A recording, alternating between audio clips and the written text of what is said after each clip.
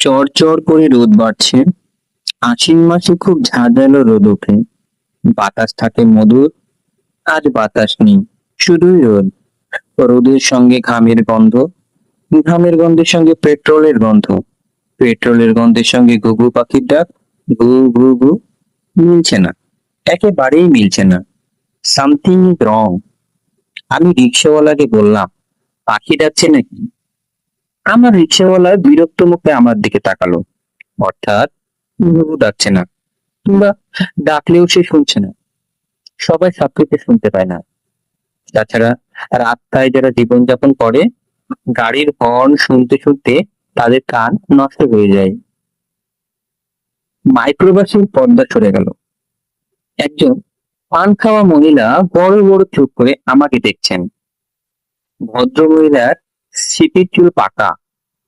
এছাড়া তার মুখে বয়সের কোনো চিহ্ন নেই। চুল পাকা না থাকলে অনায়াসে তাকে 30-32 বছরের তরুণী বলে চালানো যেত। তিনি জানালার পর্দা সরিয়েছেন পানির পিক ফেলার জন্য।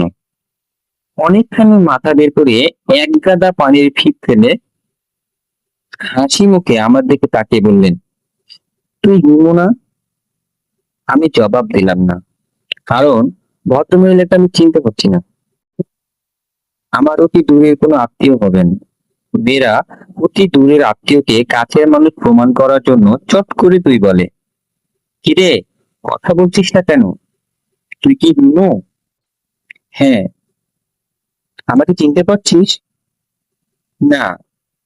আমি আলেয়া খালা। এখন চিনেছিস? আলিয়া নামে কাউকে চিনি বলে মনে পড়লো না। একজন আলিয়াকেই চিনতাম। সে সিরাজউদ্দৌলা নাটকের নর্তকী। সিরাজউদ্দৌলা পলাশী আম্রকাননে তার বিখ্যাত যুদ্ধযাত্রার আগে আলিয়ার কাছ থেকে বিদায় নিতে গেলেন। আলিয়া তখন গান ধরলো, পথহারা পাখি কেঁদে ফিরে একা। ইমু, তুই এখানে কি করছিস? রিক্সার সিটের উপর বসে আছি। সে তো দেখতেই পাচ্ছি, যাচ্ছিস কোথায়? যখন রিক্সায় উঠেছিলাম তখন একটা গন্তব্য ছিল, এখন নিজেও ভুলে গেছি। আমার সঙ্গে পাগলামি করছিস কেন? আমি তোর খালা না? আয় উঠে আয়। কোথায় উঠে আসবো? বাসে উঠে আয়। গরমে সিদ্ধ হবি নাকি? তুই যেখানে যাবি নামিয়ে দেবো। রিক্সা ভাড়া মিটিয়ে উঠে আয়।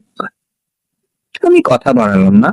রিক্সাওয়ালাকে ভাড়া মিটিয়ে মাইক্রোবাসে উঠে পড়লাম। রিক্সাওয়ালাকে দেখে মনে হলো